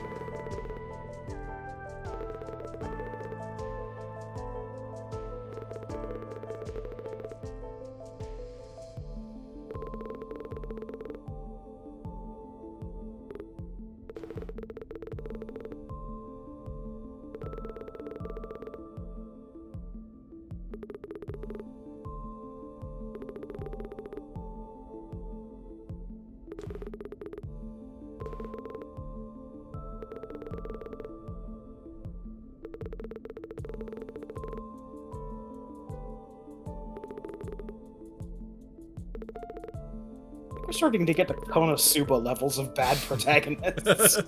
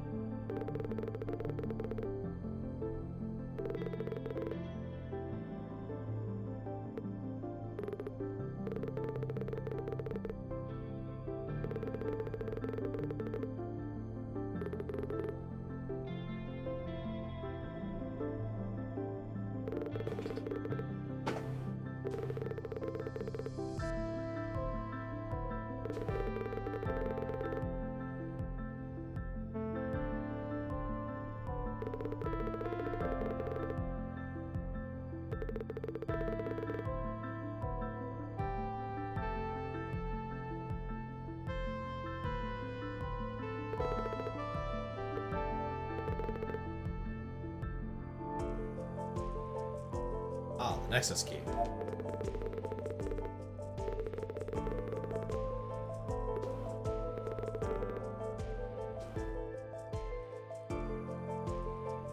And this is the point where it actually branches off. Because we do any of these worlds in any order. Oh, okay. To go over them, there's the Coral Oasis. Also, each of them has an extra party member. Party size is actually 4. And it can be any 4 characters. But yeah. It's a Coral Oasis. Are the characters tied to the world, or just you unlock them in that world and can take them in? You unlock them in the world and can take them out. If we were doing randomized items because of how the game is set up, basically the items for these 3 characters and cards, the ones that are more or less tied to them, are split between the 4 worlds.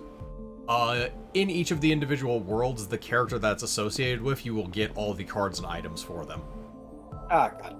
So if you do one area, you'll get like some treasures for these 3 characters, but for example, in the Kingdom of Grandia, we would get all of the thief cards and all of the thief items. Well, except we're doing random deaths, so. Yeah, so that's not Typically, actually you going to would be the case, but that's usually how that works. Yep. And here's the Crystal Caves, which gives us the Summoner. This is the Empire of Ashgard, which gives us the Archer. And this is Anor Londo. Huh. Yeah. That's a fog door.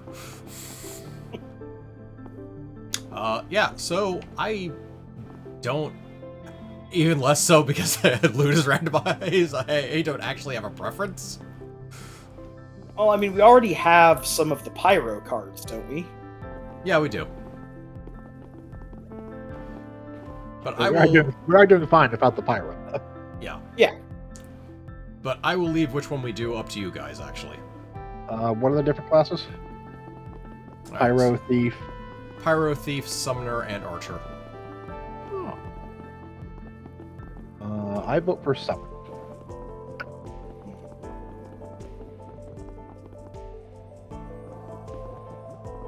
That doesn't look like a crystal cave. That looked like a tech lab. I will also vote for Summoner. Ah, Okay. okay. That makes it easy enough.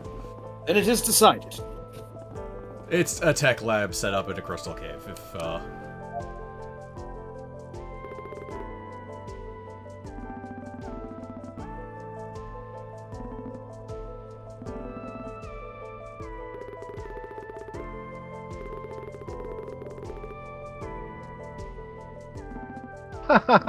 No, capitalism.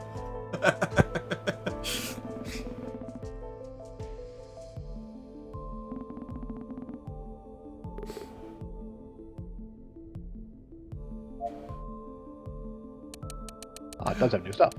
Yes. Yeah, so as you go through the game, you'll unlock more tiers. Tier 2, yeah. Yeah. By the way, he is the only merchant in the game. Makes sense. You will find him everywhere, but he is the only merchant in the game.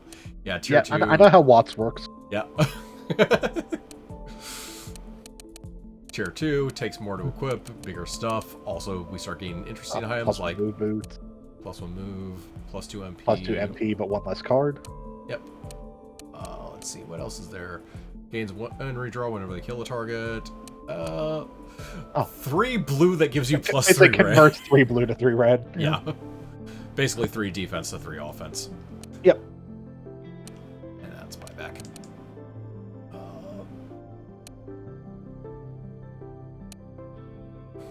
We have 1 ultra rare card and it's And it's in set. scaling. Yeah. Actually, it's no scaling. Because it just spreads fire, does fire damage.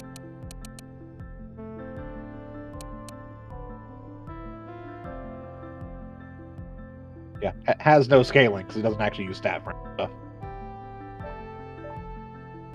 Burn itself has in scaling. Oh, okay, burn itself with scaling. Yeah. I knew there was something about that. Yeah, because the Pyro is basically a fire mage. But okay. Yeah, which makes sense. Yeah.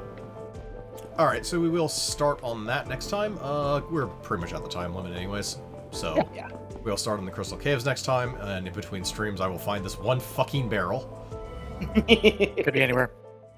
It could be anywhere, but it will be on the map. Once you finish the place, all the treasure chests and barrels are actually on the map. Ah, okay. That's actually kind of cool. Yeah. Is So there a anyway, reward for getting 100%? there's a- Or is it just I refuse to let this one barrel pass? all the barrels have money in them, so technically it's more resources. Also, there is an achievement technically for breaking all the barrels and getting all the treasure chests, except I've already got it, so... Yeah. There are 10 achievements associated with this game. I've gotten 9 of them. And the last one's for just being on hardcore mode, which is like... Yeah. It's not even the hardest difficulty, it's just permadeath. Oh, It's hard mode Ah. with permadeath, which I didn't even bother with. Which, granted, just means more saves coming, not that... Or basically saves coming whenever a character dies, practically. Yeah. But yeah. Because, you know, there's 7 characters in this game. You can't really... Permadeath doesn't really work very well in that. Yeah. It's a And you only strange... Yeah, it's 7 characters, and it looks like you only have a 4-person party at any given time, so if you lose someone, it's... Yeah. But yeah, that's where we'll stop this week. Join us on Sunday, as we already said earlier, for more not Super Wars, more SD Gundam G Generation Overworld, where we'll be finishing up the D rank missions, I believe it was. we do have the Did you get- D final D rank mission. Yeah, we have the final one D that rank. unlocks after you do everything. Join us on Monday for more Elden Ring, vaguely pertaining to the Pokemon run. Yep. Like I said, anything even vaguely considered a monster taming series. Yep. And join us back here on Thursday for more Dream Tactics. Till then, I'm Vincent. I've been the Krampus. I've been Shiv. I've been Hunter Green. And I'm Vincent. And remember, everyone, your pillow is evil and must be stopped. It does assault me every night when I try and sleep.